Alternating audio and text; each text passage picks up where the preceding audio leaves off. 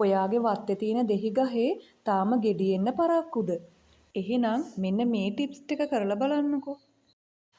ඔයාලා නිවසින් ඉවත් කරන හාල් මැස්ස ඔලු පොල් කොඩු මින් පස්සේ වීසි කරන්න එපා. ඒ ටික එකතු කරලා දෙහි ගහේ මුල වටේට වලලන්න. දෙහි ගහේ මුල වටේට ටිකක් හාරලා හාල් මැස්ස ඔලුයි පොල් කුඩු ටිකයි දාලා ගල් ටිකක් දාලා පස් දාලා තද කරන්න. එතකොට සත්තුන්ට හාරන්නත් බැහැනේ. මේ විදිහට මාසෙට දෙපාරක් විතර කරන්නකෝ. අනිත් එක මාළු කරවල හොදලා වීසි කරන වතුර ටික දෙහි ගහේ මුලට වීසි කරන්නකෝ. ඒ වගේම තමයි දෙහි ගහ වටේට තව ගස් තියෙනවා නම් ඒවායේ අතු අඩු කරලා දෙහි ගහට හොඳට ඉර එළිය ලැබෙන්න සලස්වන්න.